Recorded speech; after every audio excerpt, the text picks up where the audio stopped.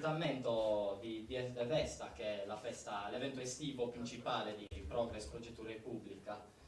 Avete già dato un'occhiata al programma, è bello carico, pieno, ovviamente c'è la parte di oggi di mattina, poi anche stasera, dove ci sarà anche ovviamente Michela Murgia. E questo primo appuntamento è praticamente incentrato sugli amministratori indipendentisti che stanno in giro per la Sardegna. Chi sono? Cosa fanno? Cosa hanno ottenuto? Quali risultati sono riusciti a ottenere nel tempo che loro stanno amministrando? Io stesso sono un amministratore, per chi non mi conoscesse sono Nadir Kungiu, sono un consigliere comunale di Lanusei e oggi ho il compito di moderare e mettere in difficoltà i miei altri colleghi amministratori dalla Sardegna. Vi ripresento uno a uno, abbiamo qui Stefano Sidi, vice sindaco di Terralba, poi abbiamo che è anche assessore alla cultura e allo sport, abbiamo Salvatore Accampora che è assessore alla cultura alla Musei, c'è Davide Corriga, sindaco di Bauladu, e infine Angelo Morittu, consigliere comunale di Silanus.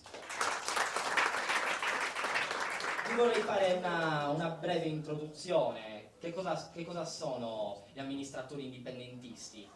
Niente di strano, sono semplicemente delle persone che hanno a cuore la propria comunità, perché forse troppo spesso si dà per scontato che un amministratore sia sempre in buona fede. Se così fosse stato, probabilmente la Sardegna non sarebbe nelle condizioni in cui è adesso, perché lo vediamo tutti i giorni, ognuno nel suo piccolo paese o nella città, le mille difficoltà che un cittadino deve veramente affrontare per qualsiasi cosa, dalla burocrazia all'ottenere magari un finanziamento per un progetto che potrebbe essere anche bellissimo, interessantissimo, però ci sono purtroppo mille difficoltà.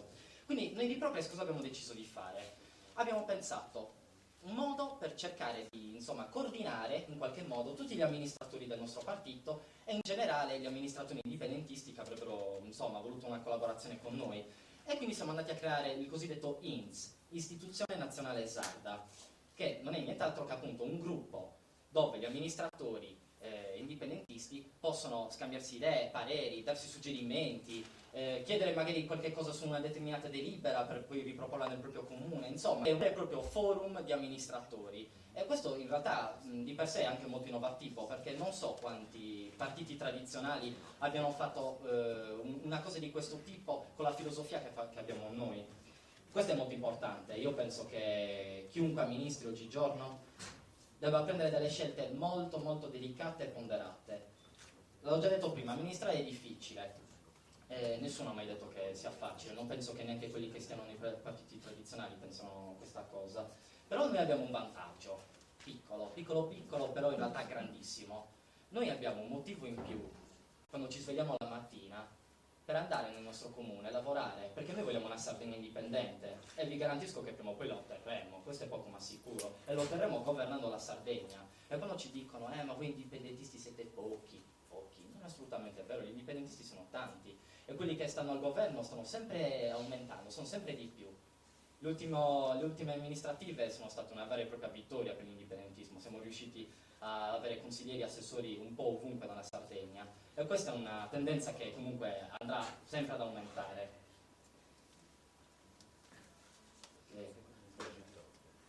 È arrivato anche un altro amministratore, Luigi Tote, prego si accomodi.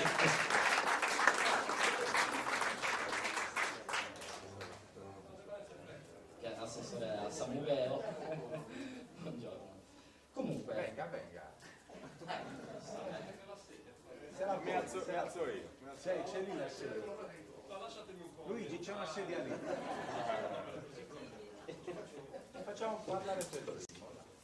Ma così ho la scusa che siete professorie. No, c'è la sedia anche per te.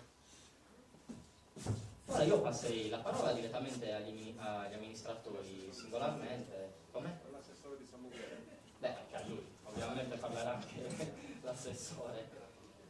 La prima domanda che voglio fare, o meglio, più che una domanda, chiederei a ognuno degli amministratori di fare una breve presentazione di se stesso, del progetto di cui fa parte, magari una brevissima parentesi su come ha vissuto la campagna elettorale, le elezioni, tutto quanto, perché anche quelle sono parti fondamentali per capire veramente la filosofia che ci spinge a essere amministratori.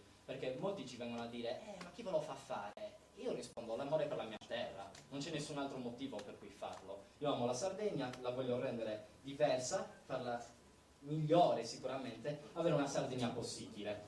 Quindi chi di voi vuole aprire le danze, signori? Stefano Silvi, va bene. Vice sindaco di Terralba, grazie.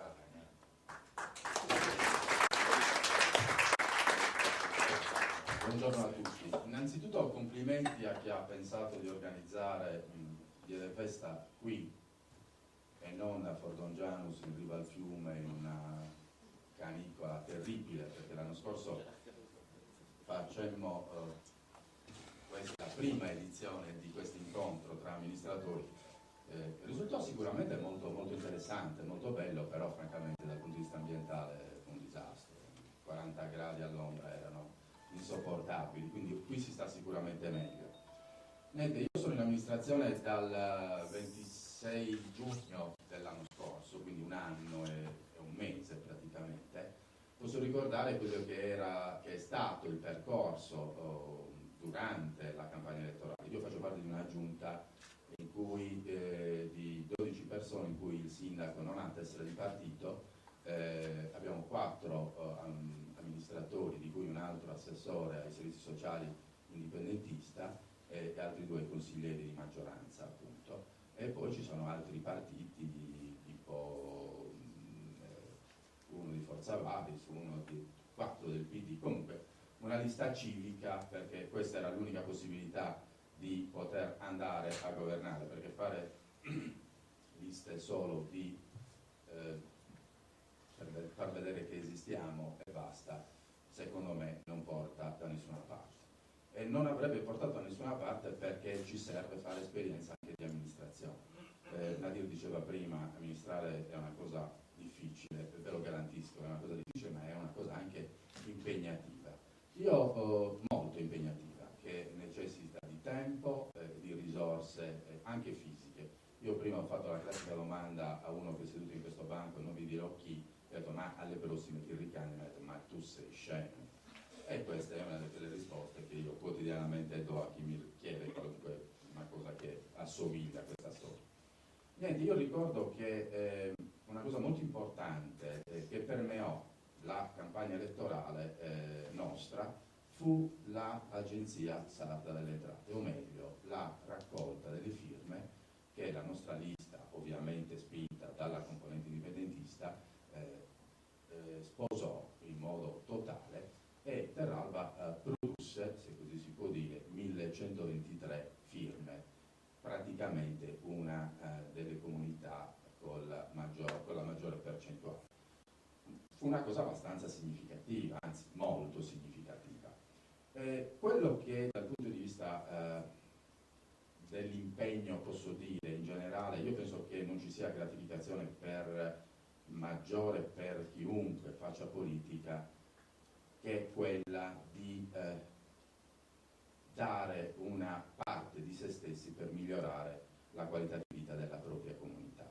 Solo questo è quello che ci spinge a fare questa pazzia, cioè a dare veramente tutto il nostro tempo per organizzarci e produrre questo. Perché se noi produciamo una migliore qualità di vita della nostra comunità, se noi dimostriamo questo impegno totale, la gente se ne rende conto, creiamo coscienza, creiamo identificazione.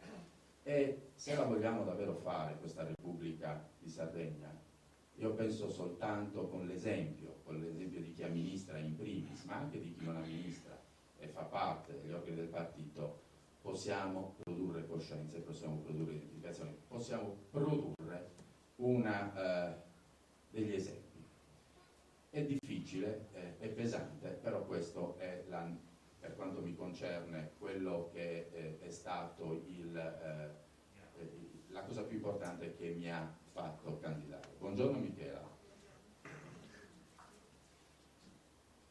Farei dire le esperienze riguardo alla campagna elettorale anche agli altri, poi quelle che sono le esperienze dalla elezione in poi ne parliamo dopo. Grazie Stefano. Passo la parola al mio collega assessore alla cultura di Lanusei, Salvatore Accampora. buongiorno. Si sente? Sì, perché io direi il mio collega mi fa anche un po' impressione. Io in realtà stamattina sto ancora cercando di riprendermi a proposito di amministrazione da un tour de force oramai che portiamo avanti alla Lanusei da 4 giorni di emergenza idrica con gli autobotti che girano per tutto quanto il paese, che è una cosa veramente raccapricciante, nel senso che, tanto per dirvi, al di là della nostra esperienza elettorale, di quanti in realtà, come già accennava chi mi ha preceduto, quali siano i problemi che ciascuno di noi amministrando deve affrontare con i disservizi, tipo abbandonare una casa, che creano praticamente un vortice di malessere che dovremo prima o poi tentare di debellare, mettiamola così. No, vabbè, la nostra esperienza, anche io amministro come Nadir e Stefano dal 26 di giugno forse, quindi da un annetto a questa parte. Sono assessore da un mese, più o meno da un mese,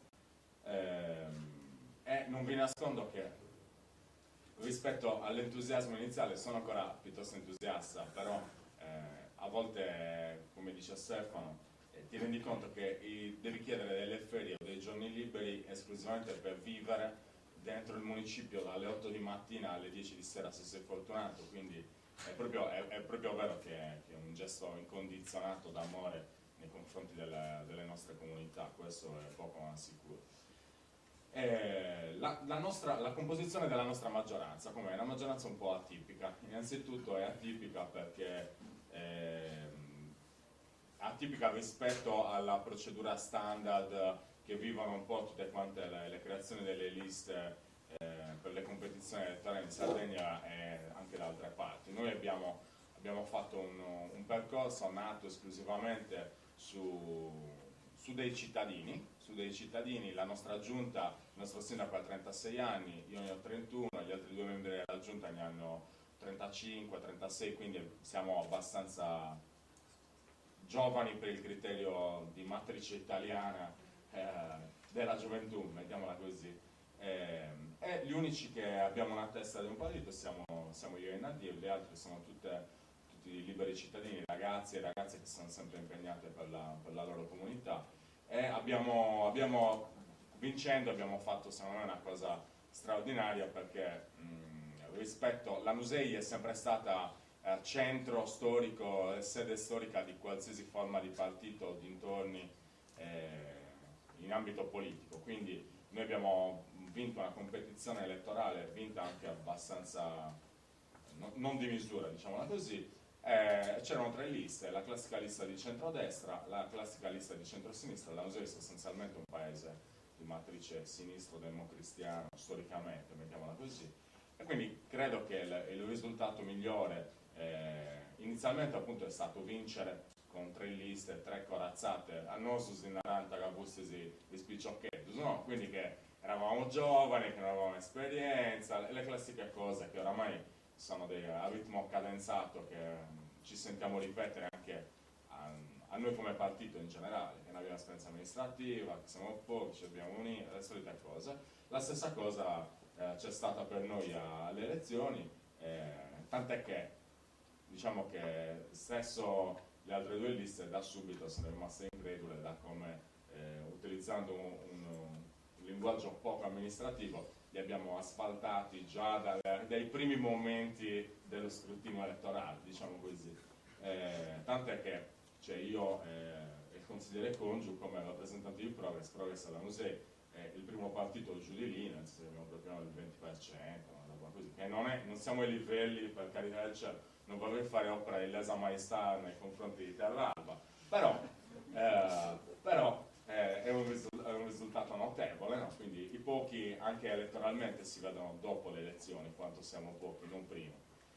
Io mi fermo qui dopo questo preambolo, anche perché vorrei che fosse un po' dinamica. Io sono storicamente lungo, per chi già mi conosce, mi cerco di non usare violenza da buon mattino. Passo la parola, credo, caro moderatore, al sindaco di Baulardo. Prego.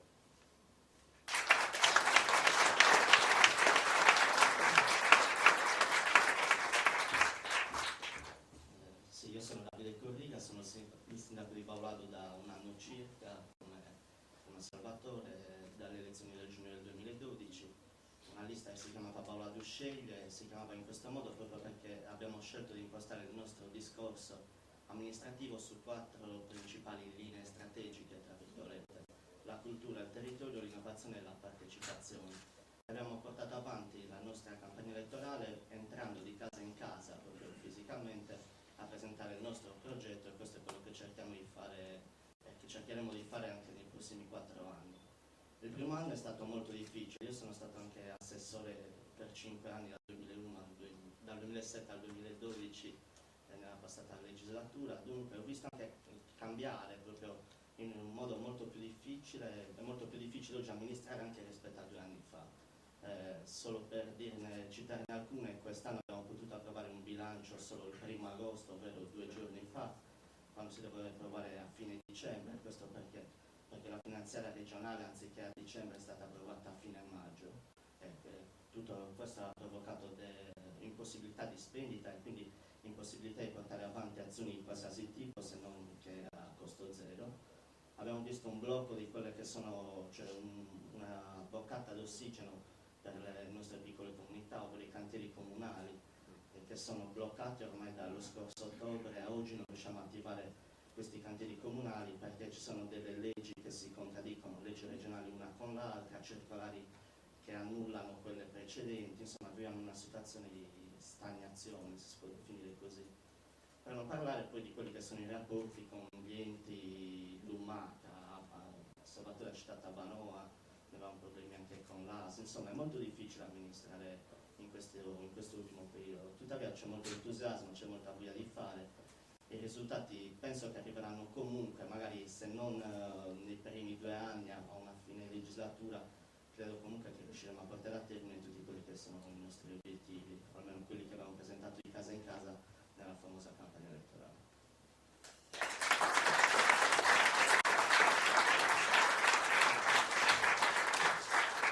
Passo la parola ora a Angelo Morini. Questo funziona? Sì, funziona. Sì, io rappresento la lista indipendente Sposilanus nel Consiglio Comunale di Silanus e tra i miei colleghi qui presenti sono l'unico che sta all'opposizione. Noi abbiamo partecipato, quindi sono l'assessore di opposizione, noi abbiamo partecipato alle elezioni comunali non per vincere ma per perdere, quindi eravamo ben consapevoli di questo e le nostre linee guida sono state sostanzialmente 2: l'interdizione, perché sapevamo i polli con i quali dovevamo combattere, e la proposta, nel senso di cercare anche stando in opposizione di portare avanti il nostro programma. Quindi noi abbiamo preparato il nostro programma amministrativo per governare, l'abbiamo preparato anche in lingua sarda e ci siamo presentati alle elezioni.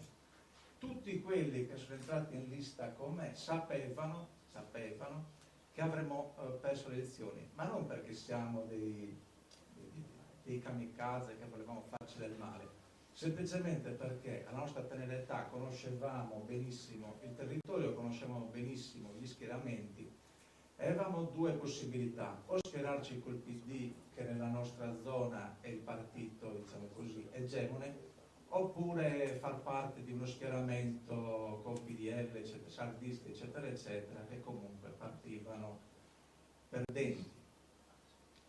E devo dire che l'esperienza all'opposizione, e qui un po' contraddico quello che dice il mio collega di Terralba, è un'esperienza che secondo me tutti i cittadini dovrebbero fare, perché il ruolo dell'opposizione anche in un piccolo comune è un ruolo importantissimo se non si limita a bocciare sempre tutto quello che fanno gli altri, a prescindere dalla bontà delle cose. Quindi quello che abbiamo fatto noi è stato innanzitutto cercare di fare un'interdizione verso gli sprechi che anche nei nostri comuni purtroppo ci sono, e sono sprechi spesso e volentieri determinati dalla voglia di gratificare in qualche qualche modo i parenti e gli amici. Quindi ci siamo estremamente opposti a tanti di queste piccole o grandi speculazioni che avevano nel nostro comune, e ci siamo anche riusciti. Abbiamo sventato per esempio la costruzione di un parco fotovoltaico assolutamente inopportuno per il nostro paese, perché posto in una posizione assolutamente infelice, e quindi siamo riusciti a far scappare questi speculatori che volevano fare questi impianti. E poi soprattutto stiamo facendo una grande battaglia per la trasparenza, perché guardate, in campagna elettorale tutti quanti, e specialmente il PD, grazie alla sua tradizione, cioè il centro-sinistra, parla molto di trasparenza, eccetera, eccetera. Stranamente però, appena si conquista il comune, la trasparenza viene cancellata. Quindi meno si sa di quello che avviene dentro il comune e meglio è. E comunque lì stiamo facendo la nostra battaglia. Però siamo stati anche propositivi. Una delle prime iniziative che abbiamo fatto, per esempio, è stata quella di migliorare la qualità del servizio mensa per i bambini. Negli ultimi anni i genitori ormai non stavano più mandando i bambini alla mensa perché la qualità del cibo era veramente pessima. Quindi una delle nostre prime iniziative è stata quella di stimolare l'assessore alle politiche sociali a controllare meglio quello che succedeva lì dentro, e devo dire che nell'arco di 2 mesi la situazione è drasticamente migliorata. Poi per esempio quest'anno abbiamo proposto la modifica dello statuto in giunta affinché venisse garantito, dello statuto scusate, del Consiglio Comunale, affinché venisse garantita la presenza delle donne in un numero almeno pari a quello maschile. Quindi abbiamo proposto la modifica dello statuto, e anche se con qualche mal di pancia da parte del sindaco e della giunta, la modifica è passata. Quindi siamo stati uno dei primi comuni che hanno avuto questa modifica allo statuto. E niente, quindi secondo me è importante per tutti quanti, piuttosto che partecipare a coalizioni molte volte dove per i veti incrociati non si riesce a fare un'amministrazione corretta, tutte le volte che non è possibile fare una lista indipendentista, secondo me è importante anche garantire un ruolo all'opposizione, perché un'amministrazione senza opposizione è un'amministrazione che poi alla fine farà tutto quello che vuole. E quindi secondo me niente, è importante che nei nostri paesi si garantisca anche una sana opposizione affinché l'amministrazione funzioni meglio. Grazie Angelo. Passo la parola a Luigi Codda, assessore di Samubeo. Grazie mille. Allora, scusate la mia brevità molto probabilmente, perché sono reduce da una serata piuttosto lunga, quindi ho fatto tardi la notte, ma per impegni istituzionali, non certo per altri tipi di attività, quindi mi autoscuso se il mio intervento non sarà molto lungo e molto condito di informazioni. Allora, quello che voglio... scusate se non si sente bene. Allora, il ricordo della campagna elettorale mio è un pochettino più vago del loro, perché ormai è avvenuto già 3 anni fa, e quindi diciamo così, adesso sono completamente immerso nel ruolo di amministratore e ho quasi ormai metabolizzato tutto quello che era la campagna elettorale.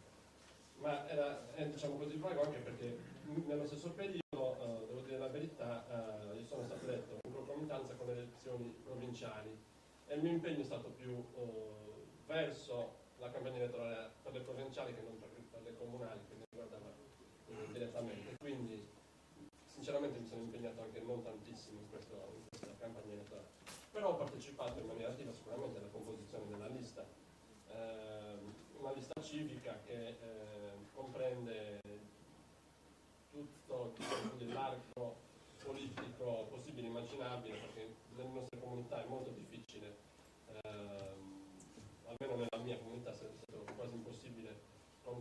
lista unicamente indipendentista, quindi diciamo così abbiamo partecipato a una sorta a una lista civica vera e propria che ha avuto un discreto successo elettorale. Diciamo che al momento poi della composizione di quella che è diventata la giunta, a me mi è stata offerta l'opportunità di, non dico di scegliere, sì, ma avevo un ventaglio di proposte di assessorato, per così dire. E io ho scelto molto, molto volentieri l'assessorato alla cultura. Io ogni volta che mi presentano come assessore alla cultura faccio le mie scuse alla cultura per rappresentarla in maniera così indegna, però purtroppo chi è che lo diceva?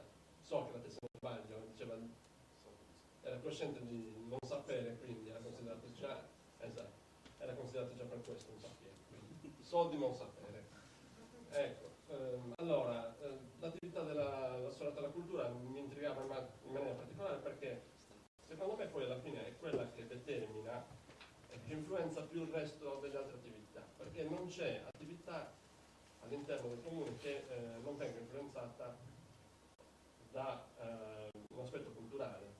La cultura condiziona tutti gli aspetti della vita sociale della comunità, dal punto di vista dell'organizzazione economica, dal punto di vista dell'organizzazione sociale.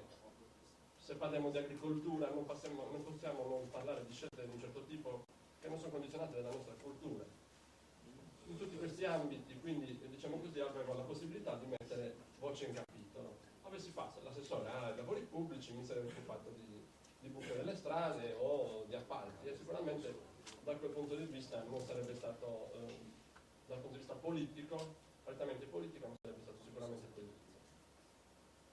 Una cosa che posso notare di questa attività che ormai va avanti da 3 anni è una sorta di aspettativa che veniva poi richiesta da un amministratore indipendentista. No, quando io sono stato votato, eletto e proposto dai miei concittadini, diciamo così, magari si aveva la pretesa di dover svolgere un ruolo particolare, che sinceramente io non mi sono mai sentito cucito addosso. Quasi quasi il difensore di determinati tipi di istanze, un po', se vogliamo, al limite del folcloristico. Io non lo so, ma soprattutto chi non è indipendentista, chi non è dell'area, diciamo così, identitaria SAD, adesso non voglio usare un termine che magari è scorretto, mi limito a dire indipendentista, pensa, quando va a pensare a un amministratore indipendentista, pensa che sia magari un soggetto vocato soltanto alla difesa degli aspetti più etnici della cultura sarda, quindi il difensore estremo del ballo sardo, del costume sardo, della identità più remota, più arcaica, mentre invece non è così, anzi forse è il contrario. La mia attività come assessore della cultura è stata quella di sdoganare proprio l'aspetto culturale sardo e non costringerlo e coscriverlo a un discorso meramente identitario di tipo folcloristico. Il rischio purtroppo della proposta culturale delle amministrazioni comunali molto spesso è quella di legarsi troppo a un discorso della rilettura continua, della riproposizione continua del suo passato, e di questo purtroppo ne ho avuto esperienza diretta in determinate occasioni che hanno prodotto anche addirittura anche interrogazioni regionali. È successo l'anno scorso che abbiamo ricevuto un'interrogazione in regione da parte di Gianni Rossanna per quanto riguardava la gestione per esempio del Museo dell'Arte Tessile, perché si vedeva questa sorta di edificio come una mega teca dove bisognava soltanto esporre e proporre i fasti del passato. E il messaggio sottinteso qual era? Era che il presente non poteva produrre niente. Lì bisognava celebrare e continuamente ripetere quello che era la nostra identità, dei nostri nonni, l'immagine di questa nonnina tessitrice, perché come sapete siamo un paese vocato alla tessitura, e lei era l'unica figura da celebrare. Il messaggio sottinteso appunto era quello. Noi attualmente non siamo capaci né di produrre cultura, né di produrre creatività, e dobbiamo stare lì a adorare questo passato glorioso. Giustamente, le nostre radici sono importanti, non c'è dubbio, però è vero che un museo, un'istituzione culturale ha il dovere di proporre e di mandare avanti la cultura viva. Mi ha suggerito una bellissima frase un nostro attivista, che la tradizione vuol dire mantenere il fuoco acceso, non conservare la cenere. E per mantenere il fuoco acceso devi continuamente mettere della legna. Se tu non fai questa operazione come amministrazione, che a volte può apparire anche impopolare, è molto più facile fare l'assessore delle feste, dei balli, ricevi gli applausi sicuramente molto più calorosi rispetto magari a un'operazione che viene metabolizzata con maggiore difficoltà, però non hai svolto la tua attività di, diciamo così, di motore culturale. Tutte le altre attività secondo me devono essere delegate alle associazioni, eccetera, eccetera. Un comune, un ente importante come un comune, ha il dovere anche di rischiare di essere impopolare, e poi non lo è, assolutamente, pur di svolgere quel determinato lavoro. Ecco, tutta questa sfida, secondo me, si poteva affrontare solo in un assessorato, secondo me, strategico come quello alla cultura, come sempre. Però le soddisfazioni poi alla fine ci sono. Per quanto riguarda il discorso della ricandidatura, mai più, questo è poco ma sicuro, ma perché l'ho promesso, lo dico pubblicamente, perché a meno che proprio davvero uno non voglia fare il marchio del santo, è giusto che oltretutto secondo me ci deve essere un certo tipo di rotazione, a meno che uno proprio non se la senta. Però è giusto anche che si pensi anche alla famiglia e si pensi anche al lavoro, che in effetti viene trascurato non poco se si vuole fare bene. Questo è un qualcosa di matematico. Io mi fermo qui.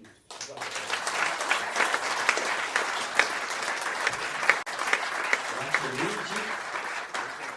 Adesso andiamo a fare un po' di domande. Visto che abbiamo tutti quanti un pochettino descritto, diciamo, la nostra campagna elettorale, mi collego in qualche maniera, perché comunque la campagna elettorale è probabilmente il momento di massima comunicazione politica, nel senso che tu vai in piazza a dire quello che tu vorresti fare nel tuo paese, cosa cambieresti, fare quella strada, creare quella manifestazione, e ovviamente non sempre viene facile, diciamo, mantenere delle promesse, mettiamolo in questi termini. Però è anche vero che quando si comunica con le persone, con gli elettori, con i cittadini, è molto importante fare due cose: parlare, ascoltare. Il mio mentore politico, chiamiamolo così, mi ha sempre detto: se tu stai dalla parte della gente, l'ascolti e capisci veramente i loro problemi, ma quelli terra a terra per capirci, tu sarai nel giusto, perché tu avrai diciamo, lo spirito critico per poter veramente capire dove magari l'istituzione come il comune sta sbagliando. Io posso andare a correggere magari il tiro di qualcosa che un ente ha sbagliato. Ne potremmo fare tantissimi di esempi. Però per rimanere collegati al discorso comunicazione, una cosa che mi è piaciuta da subito dell'indipendentismo è la grandissima voglia di andare dai sardi a dirgli come potrebbe essere questa terra, come può essere la Sardegna possibile che noi vogliamo creare. Questo è importantissimo, è fondamentale dare motivazioni alle persone nei nostri paesi. I giovani della mia età molto spesso escono magari in giro alla musei e c'è la frase tipo, ovvero ma non c'è niente. Noi dobbiamo smetterla di pensare che non c'è niente, perché dal momento che tu inizi a pensare positivamente, a dire non c'è qualcosa, ok, lo faccio io, mi metto io in gioco. Questo è un passaggio fondamentale per gli amministratori indipendentisti. Non, però mi sembra che la politica tradizionale lo faccia veramente poco in noi. Quindi la domanda che pongo adesso ai nostri amministratori è: come comunicate voi con i cittadini? Avete qualche, non so, avete un forum, avete degli strumenti online che si sono rivelati, insomma, funzionali alle richieste? Avete fatto incontri in piazza, assemblee? Faccio un esempio: noi alla Nusei, proprio la settimana scorsa, abbiamo avuto un consiglio comunale in piazza di Chiesa, dove abbiamo voluto coinvolgere i cittadini su un tema caldo che è quello del commissariamento delle province, ma non tanto per dire pro o dire contro, semplicemente per coinvolgerli, perché i cittadini devono sapere che cosa sta succedendo. Troppo spesso si pensa, metto la delibera nel sito internet ed è fatta. Uno, bisogna pensare che non tutti sanno utilizzare uno strumento importante come internet. Io penso a mia nonna. Mia nonna l'unica cosa che fa con il computer è giocare a solitario con le carte, e sicuramente non andrà nel sito del comune a vedere che cosa ha fatto l'assessorato alla cultura. Voi mi direte, glielo dici tu, sei suo nipote consigliere, vai a casa a pranzo e le racconti che cosa hai fatto. Ma non basta questo, io devo andare nella piazza e dire ai giovani e meno giovani che cosa io voglio fare, qual è il sogno che io voglio costruire. Quindi adesso io chiederei appunto a tutti gli amministratori, chi vuole parlare per primo, magari facciamo l'ordine come prima, che così come comunicano con i propri cittadini.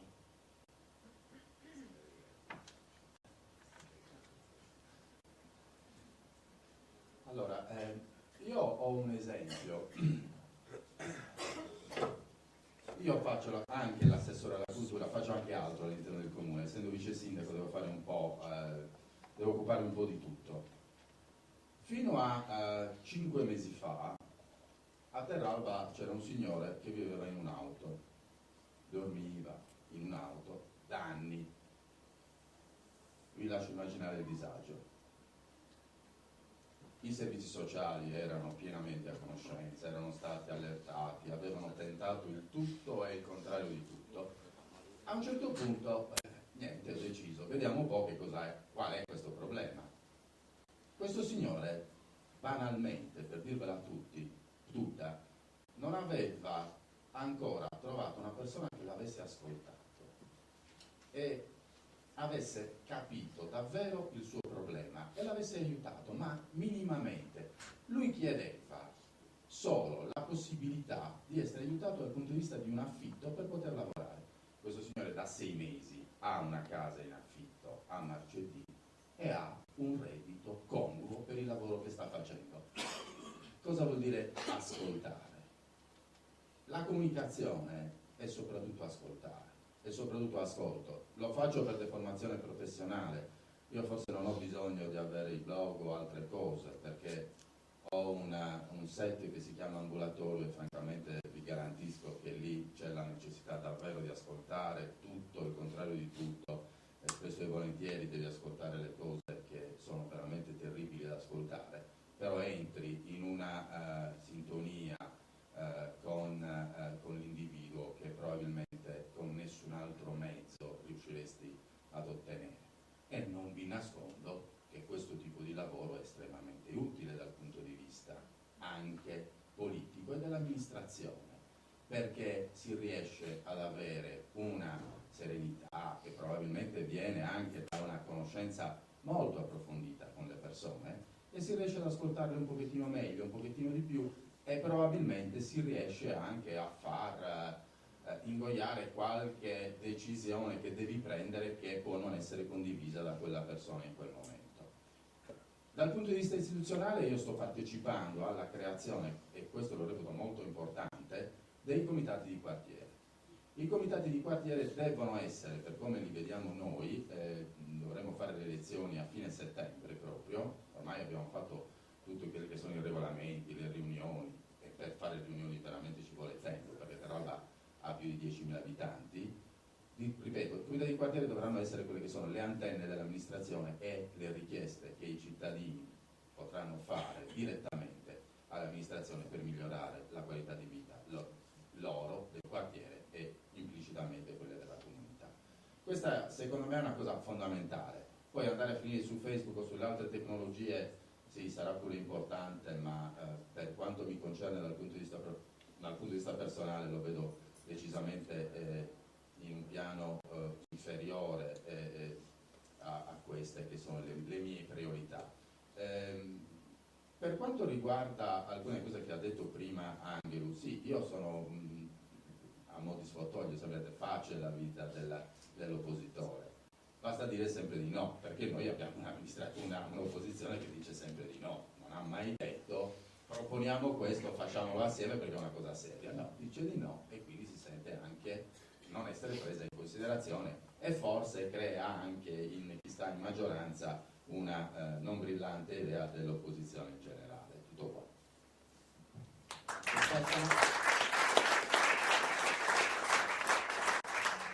Quando abbiamo fatto la campagna elettorale alla Musei, avevamo uno slogan, che però più che uno slogan è un credo, almeno per il sottoscritto: comunità alla guida del paese. E noi quando abbiamo scelto, abbiamo approvato, diciamo, questo slogan, il principio che ci ha portato a farlo era: non ha mai fatto nessuno ha mai posto la comunità alla guida del paese.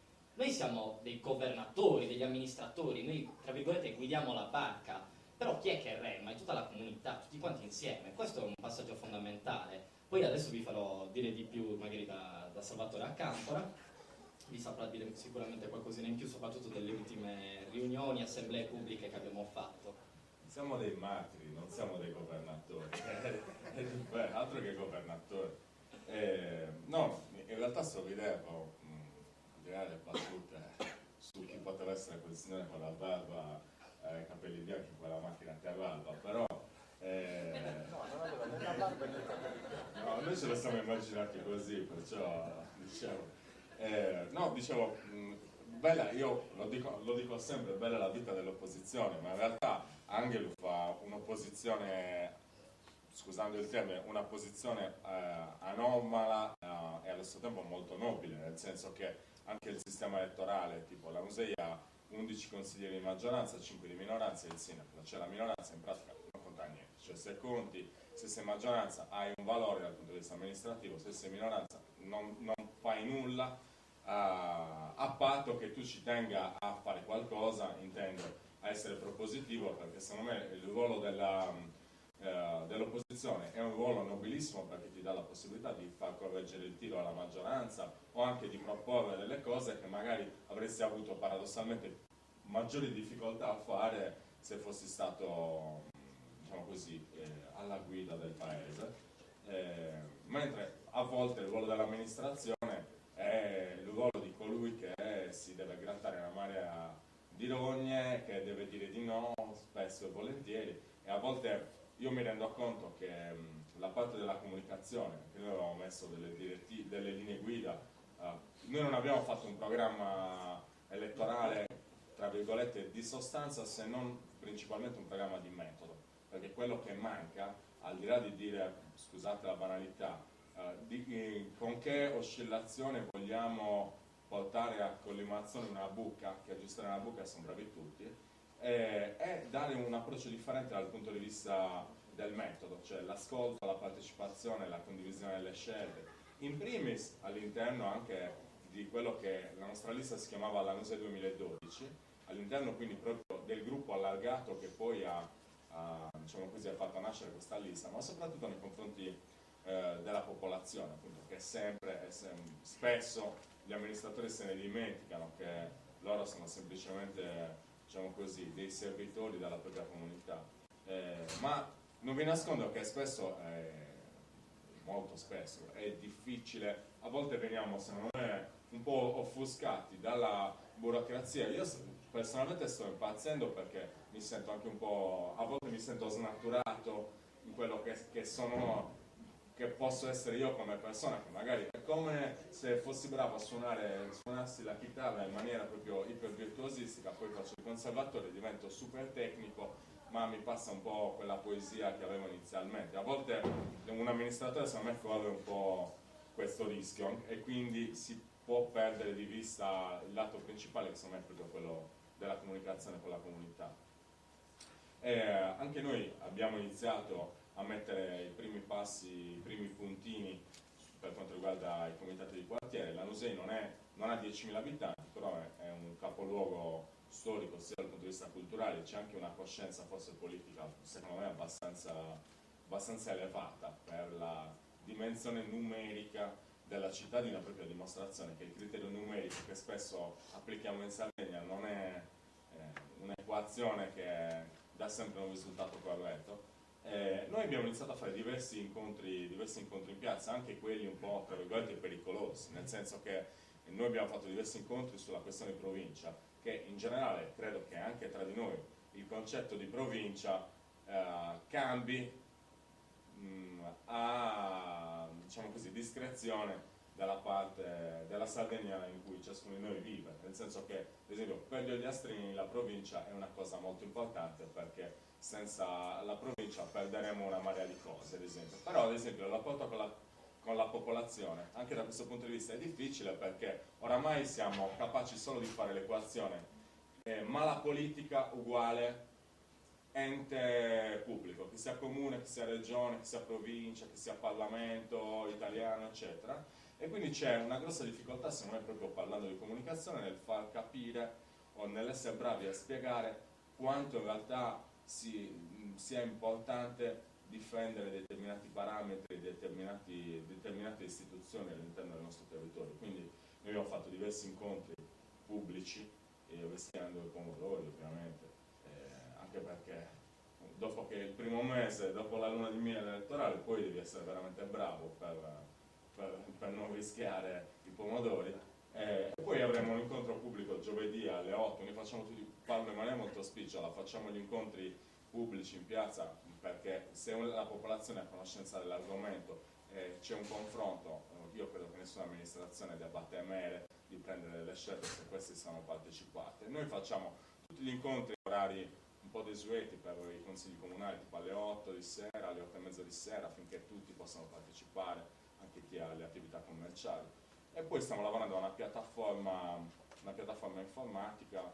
Ora parlavo infatti con Davide se conosceva la piattaforma Open Police, che credo sia un software open source che dà la possibilità ai cittadini di monitorare su che cosa vota il consigliere comunale, la sua faccia, quante volte si presenta, quante volte non si presenta, che cosa fa, quante volte rispetto al mandato elettorale che ha avuto, quante volte vota discontinuo ad esempio, oppure approva o non approva determinati provvedimenti.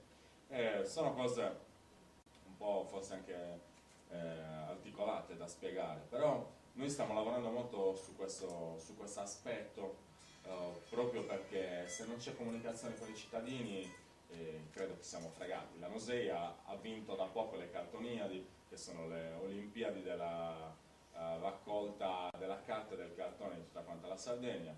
Abbiamo fatto una percentuale ai limiti del broglio elettorale, però ci siamo impegnati molto, abbiamo coinvolto molto tutta quanta la popolazione, c'erano proprio squadre di ragazzi che andavano a svuotare le case delle vecchiette che non avevano la forza per farlo, qualcuno è andato a rubare anche la carta nei paesi vicini, quindi ci sono cose curiose. Però ad esempio dopo abbiamo fatto individuare i siti fisici nei quali realizzare questo famoso parco giochi. Noi abbiamo inserito avremmo detto che avremmo fatto un parco giochi di tipo didattico ambientale con questi 30.000 euro e abbiamo fatto scegliere alla popolazione le 3 aree sulle quali concentrarsi, e abbiamo fatto dei semplici 3 gazebi in piazza con 3 urne di 3 colori diversi con le motivazioni pro e contro, e abbiamo chiesto alla popolazione di esprimersi e scegliere loro dove realizzare il loro parco giochi, perché il parco giochi non è di un quartiere ma di tutta quanta la comunità. A questo abbiamo abbinato anche una votazione online sul sito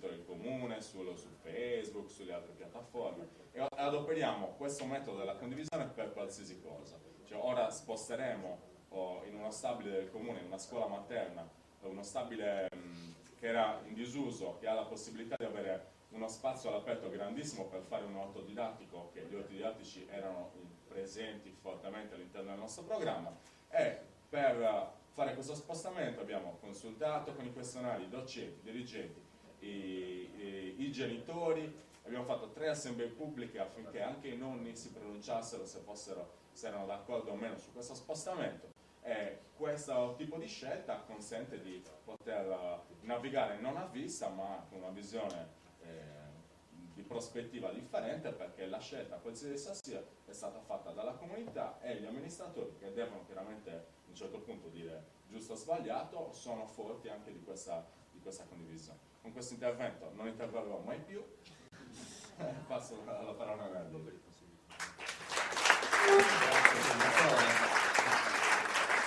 Si è dimenticato di dire, Salvatore, che a breve approveremo in Consiglio Comunale, proporremo, esatto, penso che lo approveremo, mi voglio augurare, un regolamento sui referendum e le consultazioni popolari. Questo per noi sarà uno strumento utilissimo per capire veramente che cosa la popolazione vuole su determinati temi. Ovviamente non andremo a chiedere tappiamo quel buco sì o no, ma andremo a chiedere domande ben più sostanziose, più importanti. Ovviamente adesso facciamo parlare anche al sindaco di Baulado, Davide Corriga, che ho visto che tra l'altro Baulado ha un bellissimo sito internet per essere un comune. Vi facevo i complimenti perché noi volevamo copiarvelo spudoratamente, proprio perché veramente secondo me è molto funzionale e bello. Grazie. Poi se parlo più via. Poi apriremo anche il discorso sul sito con cui ci confrontavamo prima con Salvatore, perché anche lì è molto complicato e dal punto di vista burocratico uno ci dovrebbe perdere mesi solo per adeguare questi siti alle normative che sono in continuo cambiamento e sono veramente complicate.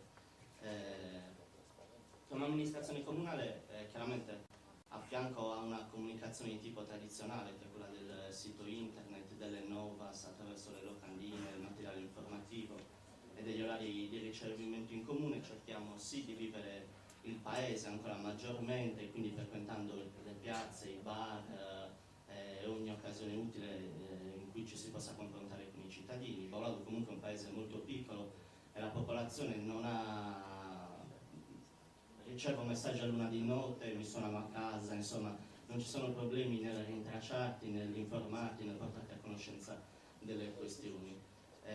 A fianco a un lavoro di questo tipo abbiamo avviato i cosiddetti laboratori di progettazione partecipata, all'interno del quale sia noi come amministratori ci sono molto utili per far confluire quelle che sono le nostre idee, le nostre ipotesi di azione su determinate tematiche, e sia per confrontarci con la popolazione, con la cittadinanza. Abbiamo svolto 5 o 6 appuntamenti, uno degli ultimi era appunto la valorizzazione degli immobili comunali per la creazione di nuove opportunità. A Baulado hanno chiuso anche l'ultima scuola, che era una scuola elementare, ora c'è questo edificio che è grandissimo, si ragionava con la popolazione su quelli che sarebbero potuti essere gli eventuali utilizzi.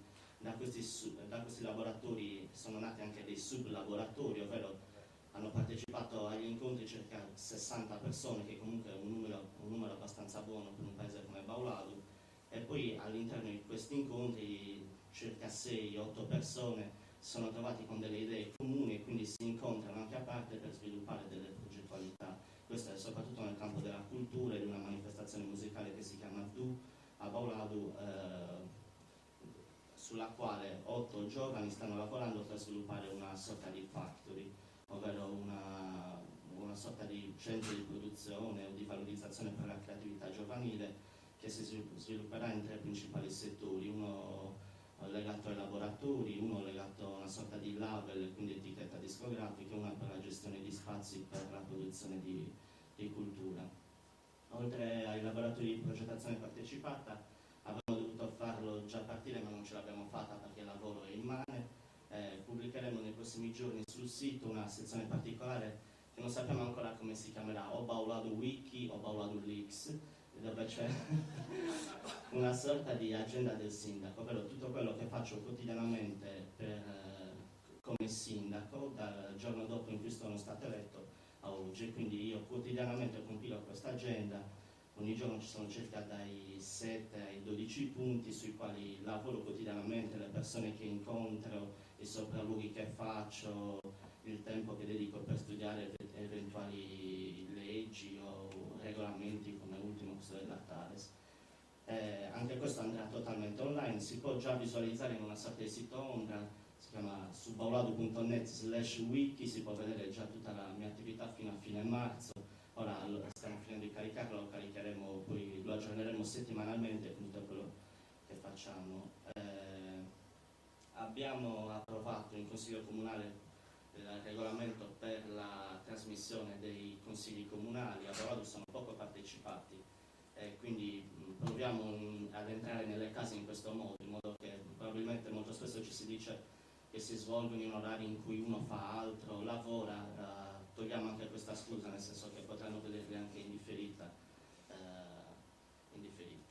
Un'altra cosa che stiamo per pubblicare, e spero di riuscire a farlo nelle prossime 2 settimane, il bilancio è stato approvato il 1° agosto, entreremo in tutte le case, in tutte le famiglie di Baulado con un volantino, una pubblicazione che stamperemo appunto in 300 copie, tante quante sono le famiglie del paese, spiegando in 12 semplici punti quello che è il bilancio del Comune di Baulado per il 2013.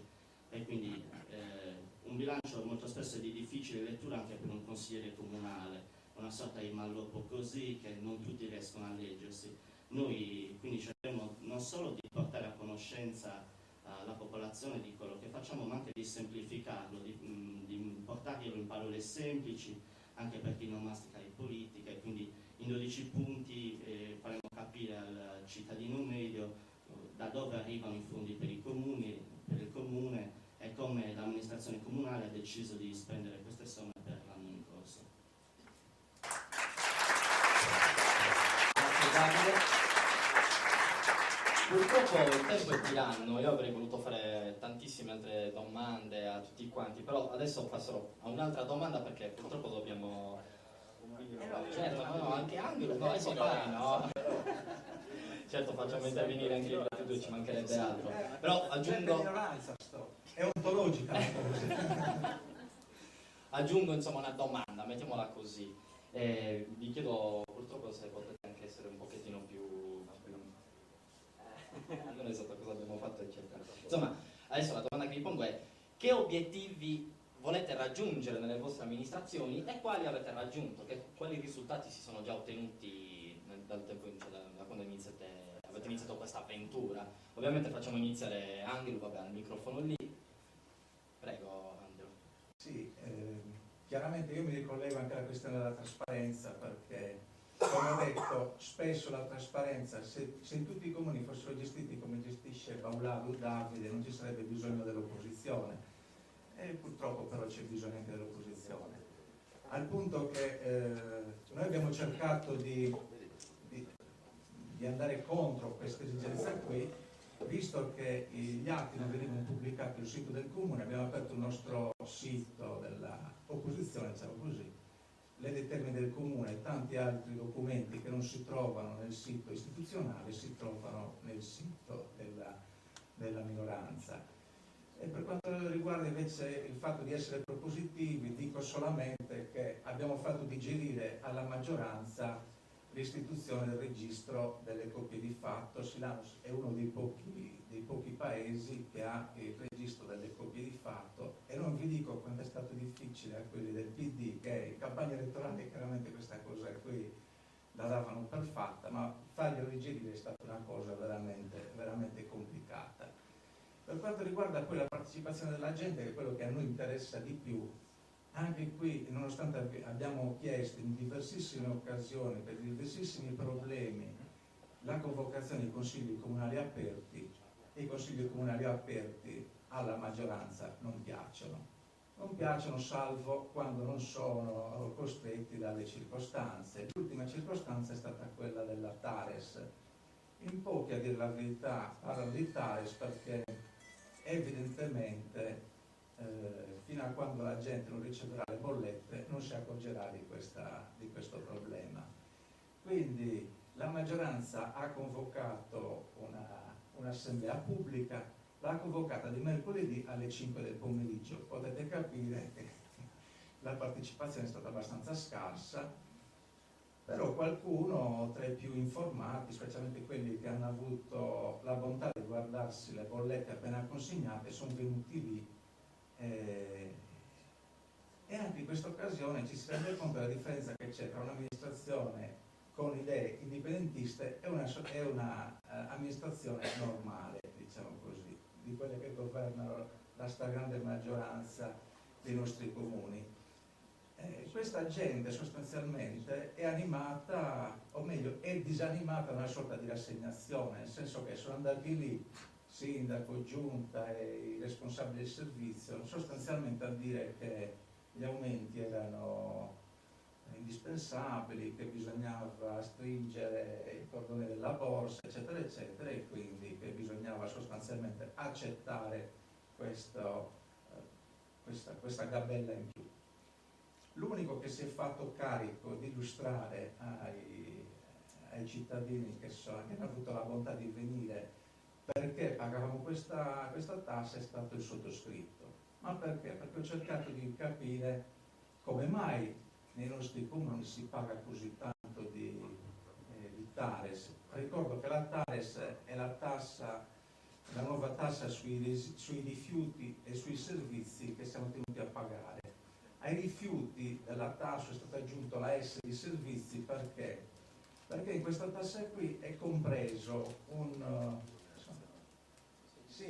è compresa una gabella in più spacciato, propagandata come gabella per pagare i servizi che il comune offre, ma che in effetti non va al comune, va allo Stato. Sono 30 centesimi nel caso di Silanus, ma penso anche degli altri comuni, sono 30 centesimi al metro quadro che vanno direttamente allo Stato italiano per servizi che evidentemente non ci fornisce.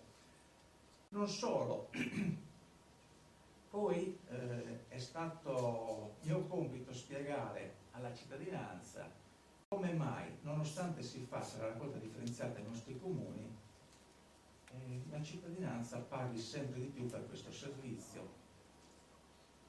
E lì ho dovuto, diciamo così, spiegare che in Sardegna, nella nostra zona, nel nostro bacino, diciamo così, di raccolta dei rifiuti, paghiamo, per quanto riguarda l'incenerimento dei nostri rifiuti, paghiamo una tariffa che è circa doppia rispetto al resto del mondo. Per bruciare i rifiuti a Macomer si spendono 197 euro a tonnellata, quando normalmente per smaltire questo tipo di rifiuti si pagano intorno agli 80-90 euro a tonnellata. Come? Sì. Se poi considerate che questi rifiuti non vengono nemmeno bruciati, ma al momento vengono accatastati o buttati in discarica, vi accorgete che evidentemente nella gestione di rifiuti c'è un grande buco nero. E quindi, diciamo così, la popolazione apprezza molto quando voi spiegate, quando spieghiamo come funzionano queste cose, e soprattutto bisogna anche spiegare quali sono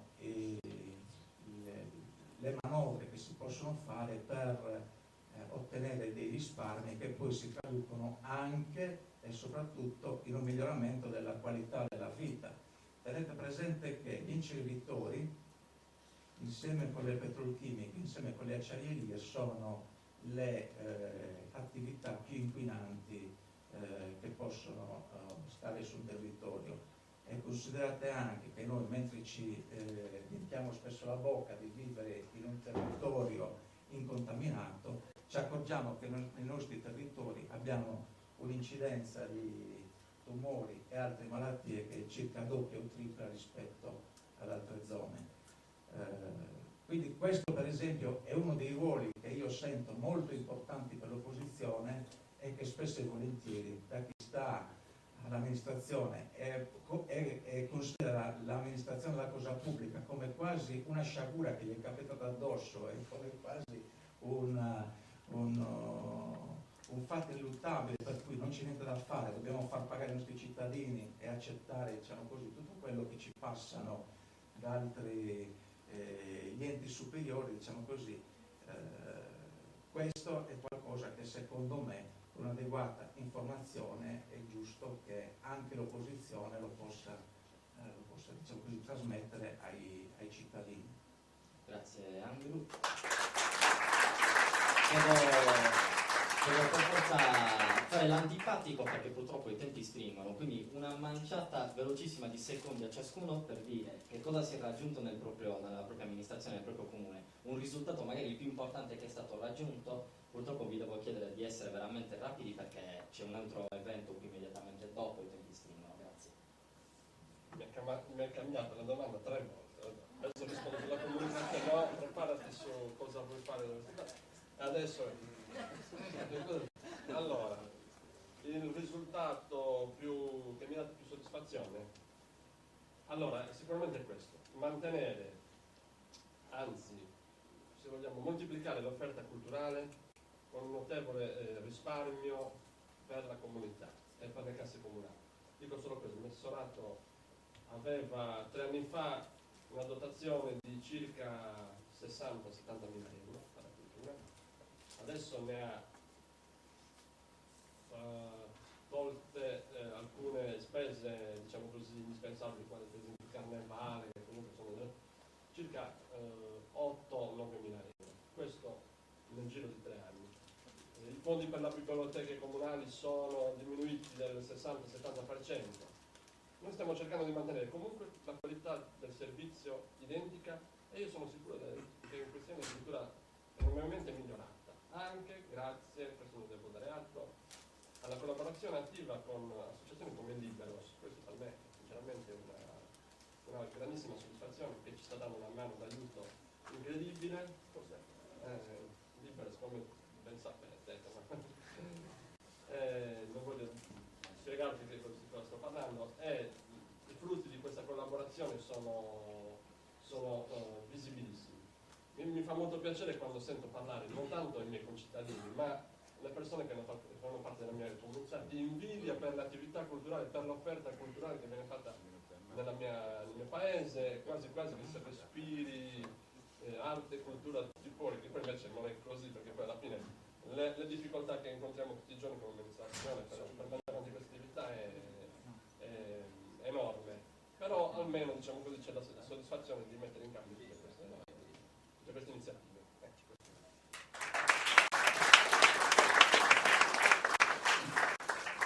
Ho detto di essere velocissimo e lo sarò.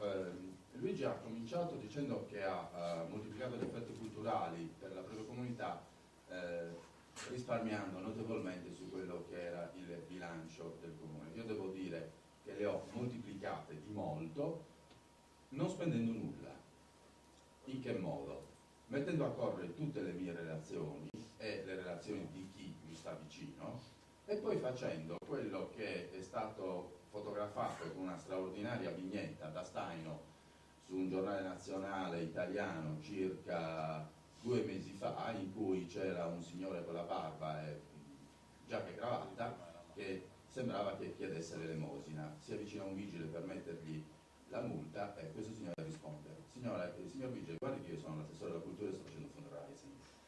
E noi abbiamo fatto fundraising, ovvero sia Sagica, abbiamo recuperato una discreta somma, e tramite questa somma, per esempio, abbiamo fatto sempre con Liberos il primo festival del mare a Marcedì, circa 3 settimane fa. Qual era il senso? Il senso è quello di usare la cultura per la promozione del territorio, il senso è quello di usare la cultura per fare in modo che si conosca la storia. Noi ci lamentiamo che i sardi non conoscono la storia. Io nel mio piccolo ho cercato di fare un corso veramente accelerato, perché ogni sabato abbiamo fatto un incontro, un convegno. Terralba è una cittadina che ha dato i natali a chi ha finanziato la congiura di Palabanda. Bene, a Terralba nessuno sa, o meglio, nessuno sapeva cosa fosse la congiura di Palabanda e chi era il signore che la finanziò. E poi andiamo a dire che non abbiamo una storia, semplicemente non la conosciamo. Io ho cercato di ovviare a questi piccoli inconvenienti, piccoli, grandi, grandissimi inconvenienti che impediscono una identificazione nella cittadina in cui si vive, nella terra in cui si vive, e impediscono di voler bene semplicemente alla terra in cui si vive. Una cosa molto importante che ho ottenuto è per esempio la creazione dell'archivio storico. L'archivio storico lo inaugureremo adesso a ottobre, dopo un anno, e la prossima tappa sarà il museo archeologico. Si chiude quello che è il cerchio della memoria recente, della memoria antica, e anche questo non è solo cultura, ma è cultura per promuovere il territorio, per produrre economia, perché un euro che si investe in cultura ne produce almeno altri 5. Noi dal bilancio del Comune non abbiamo preso un euro, perché la cultura ha 8.000 euro di bilancio. È allucinante, ha 8.000 euro di bilancio, e fino adesso, perché il bilancio noi non l'abbiamo ancora approvato, perché francamente avere il patto di stabilità non lo auguro a nessuna amministrazione, e io invidio fortemente Davide, che non dico che possa fare quello che vuole, ma quasi. Dicevo, quei 9.000 euro venivano utilizzati solo per le feste e molto banalmente per fare i fuochi d'artificio. Io li ho fatti usare per far lavorare le associazioni culturali di Terralba, bypassando quello che è un altro limite, il non poter dare dei contributi alle associazioni. Io le do tramite le loro prestazioni. Questa è l'impostazione che ho dato al mio assessore. Nelle parole di Campio, sicuramente un risultato importante ottenuto alla Nusia è stata l'apertura di una biblioteca comunale. Siamo riusciti ad aprirla per fortuna nel centro storico ed è abbastanza frequentata. Una cosa che vorremmo collegare nell'immediato futuro sarebbe la biblioteca della musica. Alla Nusei abbiamo la scuola civica della musica d'Ogliastra, dalla quale io sono presidente, e dovreste sentire gli alunni che sono formidabili sia nel canto che nel suonare gli strumenti. Se avete occasione andate per favore a sentirli.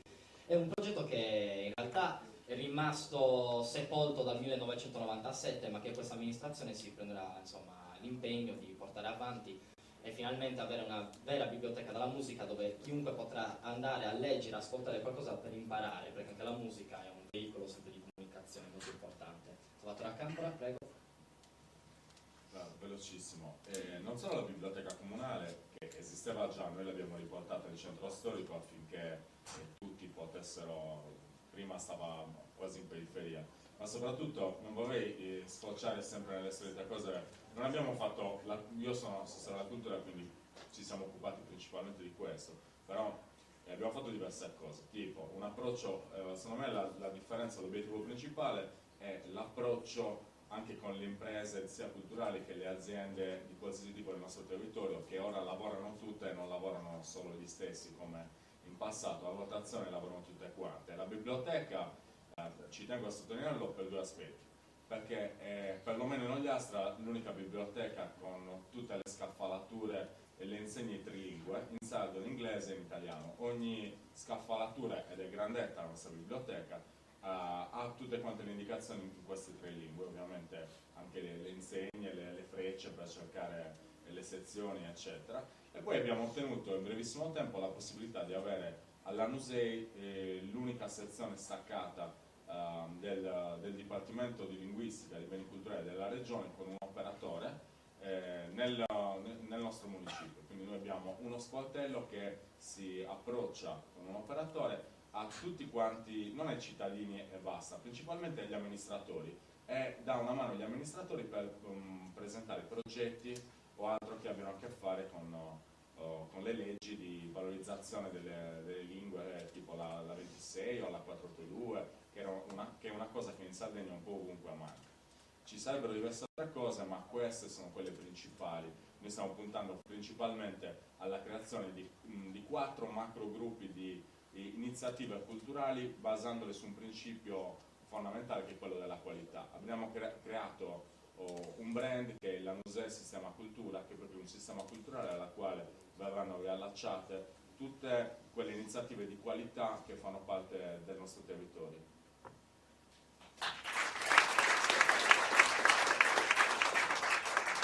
Molto brevemente, allora, riprendendo quelle che erano più o meno le linee strategiche del nostro programma elettorale, sulla cultura siamo molto fieri di avere alcune manifestazioni come il DU Festival, il Festival Letterario Amanti di Stazzi Minera, che hanno quasi fatto riposizionare l'immagine del nostro comune. Il DU Festival è una manifestazione che arriva in 5 anni a triplicare e oltre. Quest'anno abbiamo avuto quasi 3.000 presenze in 2 giorni a Paolado, facendo occupare tutti i posti in letto, attivando una sorta di campeggio temporaneo per ospitare le persone che arrivano nel paese. Sempre in ambito culturale, il 100% dei nuovi iscritti alle scuole elementari ha scelto l'insegnamento in lingua sarda, è una bellissima cosa anche questa.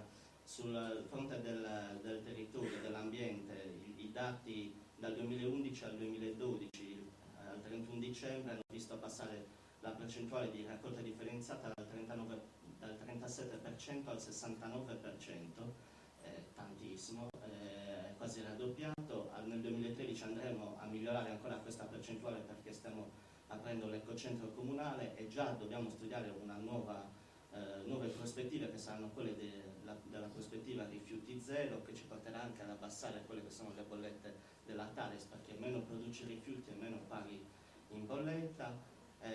Nell'ambito dei lavori pubblici ci siamo concentrati sul non mettere altra carne al fuoco e stiamo portando a termine alcune strutture che sono in costruzione da circa 25 anni. Nel mese prossimo inaugureremo un nuovo municipio, che forse non è una priorità per la popolazione, ma è ora di mettere fine alla spendita di ulteriori soldi quando hai per 25 anni un monumento nel centro storico in costruzione, o la nuova biblioteca comunale, o l'ecocentro appunto che stiamo aprendo. E basta.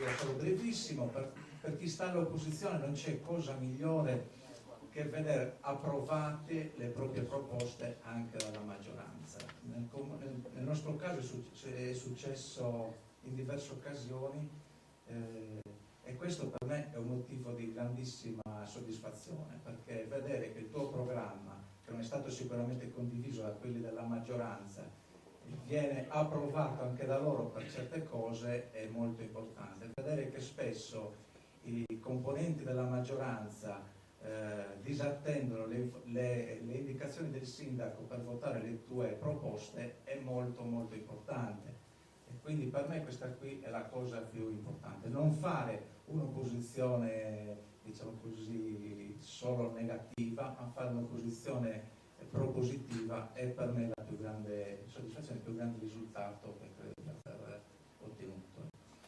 Grazie Angelo. Siamo alla conclusione, io ringrazio tutti, ringrazio Luigi, Stefano, Salvatore, Davide, Angelo, grazie a tutti voi presenti e continuate ovviamente a seguire gli eventi di Piazza Vesta.